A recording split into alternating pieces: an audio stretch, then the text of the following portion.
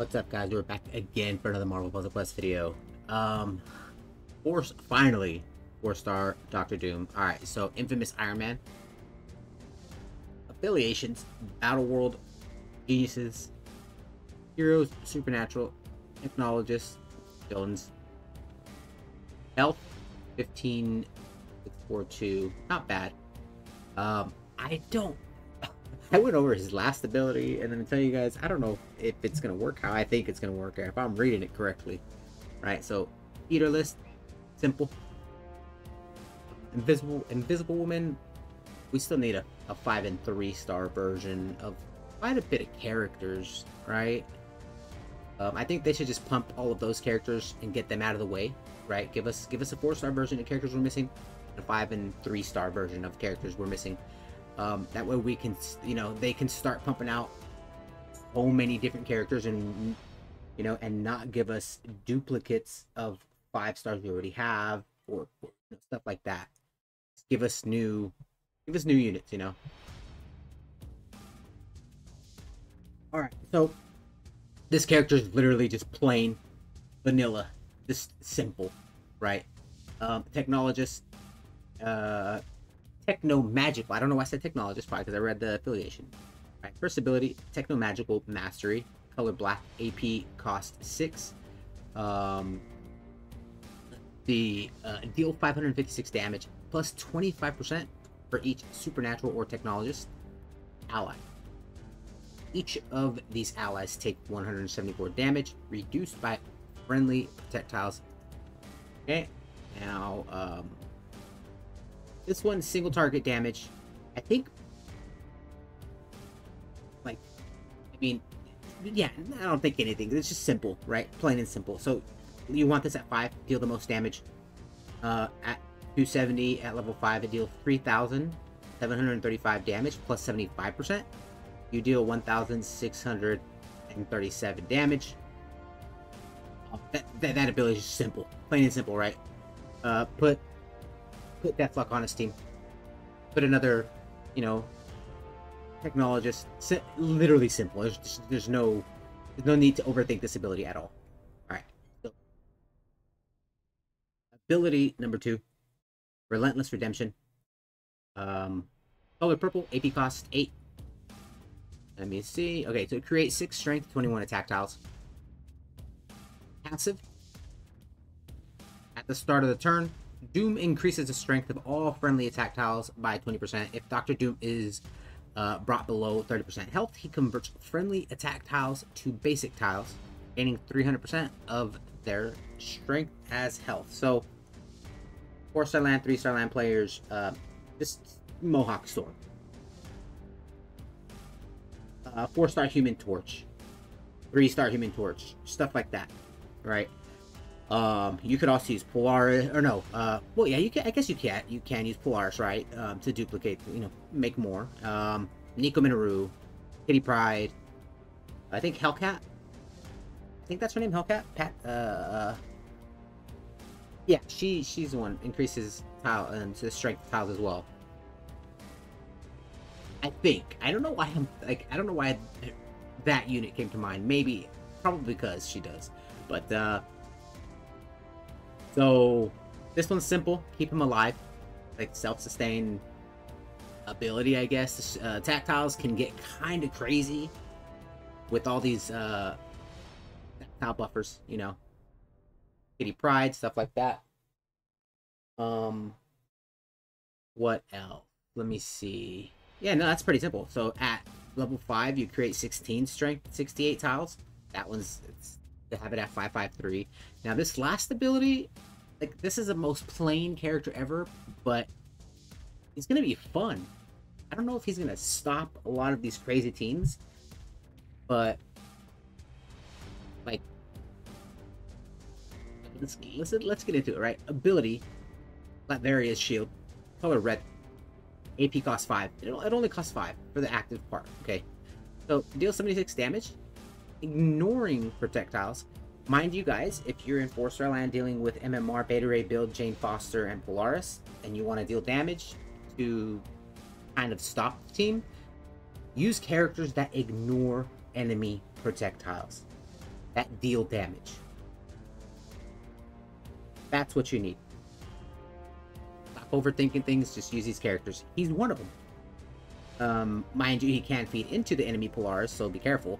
But that's besides the point. Ignoring enemy projectiles is really good. Really, really good. Passive. Let's see.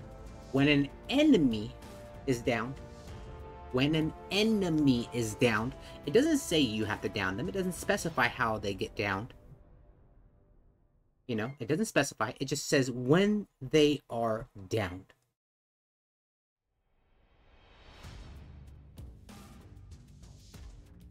Right? It just says when they're down. It says when an enemy is downed. No specifications. So this is where it gets a little bit interesting for me, right? Doom summons... This is a passive, by the way. You don't have to activate the active part of the ability. This is just the passive. Doom summons an Infiltrator, Doombot minion, with 5 and 2 passives. These two, black and red, are the Doombot's passives. This is the first one. Each turn, destroys 5 AP in the team's strongest color. So the enemy team, right, is going to have their AP just annihilated, obliterated. The second passive, self-destruct. Each turn, lose 1 health. The Doombot loses 1 health. Obviously, he has 5 turns they lose. And convert 1 green tile to black. So they are going to have a... technically, you're going to have a black tile creating enemy, the Infiltrator, I guess you could say, right? That's what it's called. If all allies are downed or Doombots, this team loses. So if you down the Doombot with 1 hit, he's gone. The enemy team loses.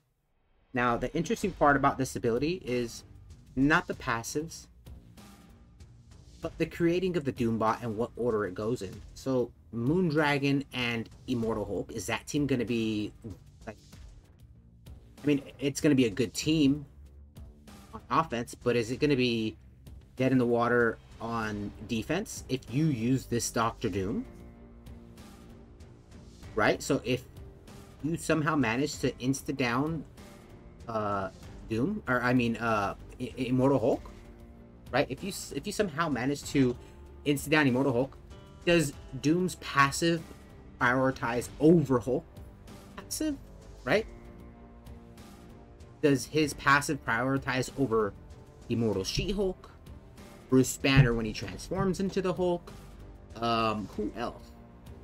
Abomination, you know, all these characters that revive. Does this ability prioritize over them? Because if it does, those characters are dead in the water. Chasm, dead in the water. Because if the Doombot prioritizes, then their ability prioritizes, they're gonna have four characters on their team. Like, I need, like this is gonna, like, we'll find out when I, you know, play test. We're gonna find out, or if you guys happen to somehow get him as well. It was, this is an interesting ability. It's gonna, you know, and even on defense, if you're using Moondragon Immortal Hulk and you go up against a team for some odd reason that has this Doom, right? It's like you lose because they're gonna, you know, you're basically losing because you only have 1 unit left. Like, you know, potentially 2-day PvP, you're gonna have a feeder.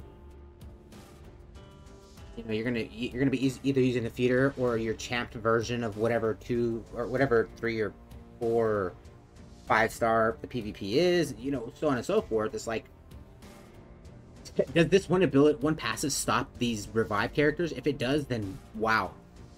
If it prioritizes over them. If not, then it's like, like, I think it should. I genuinely think it should prioritize over them, just because it's 1 unit that has this passive, this new passive.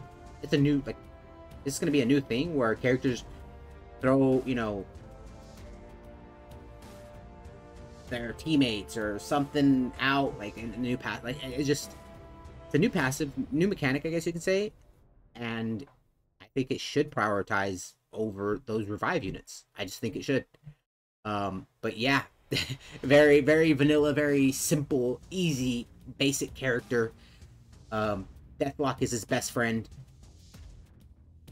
Going up against revive characters, I'm assuming, is the best thing for this character.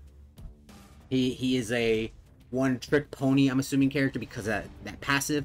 Obviously, you can use him with other teams, other characters and stuff like that.